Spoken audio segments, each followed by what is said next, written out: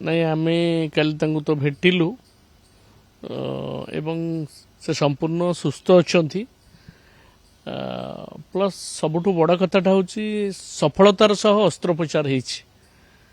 କେବଳ ନବୀନଙ୍କୁ ଭେଟିନୁ, ଆମେ ତାଙ୍କ ବଡ଼ ଭାଇ ପ୍ରେମ ପଟ୍ଟନାୟକ ଯେ ସେଠି ଥିଲେ ତାଙ୍କ ସହିତ ମଧ୍ୟ ଆଲୋଚନା କଲୁ ଏବଂ ସବୁଠୁ ବଡ଼ କଥା ଡକ୍ଟର ରମାକାନ୍ତ ପଣ୍ଡା ଯିଏକି ଚିକିତ୍ସାର ନବୀନଙ୍କ ଚିକିତ୍ସାର ସମ୍ପୂର୍ଣ୍ଣ ଦାୟିତ୍ୱରେ ଅଛନ୍ତି, ତାଙ୍କୁ ମଧ୍ୟ ସାକ୍ଷାତ କଲୁ। ଆମ ସହିତ ବଡ଼ ଭାଇ ବରିଷ୍ଠ ନେତା ଦେବୀ ପ୍ରସାଦ ମିଶ୍ର ଥିଲେ, ସଞ୍ଜୟ ଦାସ ବର୍ମା ଥିଲେ, ପ୍ରଣବ ପ୍ରକାଶ ଦାସ, ସାଂସଦ ମାନସ ମଙ୍ଗରାଜଙ୍କ ଠାରୁ ଆରମ୍ଭ କରି ପୂର୍ବତନ ମନ୍ତ୍ରୀ ଅଶୋକ ପଣ୍ଡା ଏବଂ ବହୁ ନେତୃବୃନ୍ଦ ଥିଲେ। ଆମେ ସମସ୍ତେ ତ ସେ ପୁରା ଖୁବ୍ ଶୀଘ୍ର ପୁରା ଫିଟ୍ ହେଇଯିବେ ଏବଂ ଆଶା କରୁଛୁ ଯାହା ସୂଚନା ମିଳିଲା ଯେ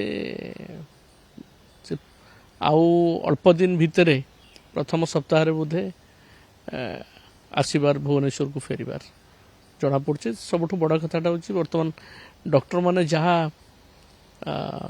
ଦେବେ ପରାମର୍ଶ ଦେବେ ସେ ଅନୁସାରେ, କିନ୍ତୁ ସେ ଯାହା ସୂଚନା ମିଳିଛି ପ୍ରଥମ ସପ୍ତାହରେ ଫେରିପାରନ୍ତି।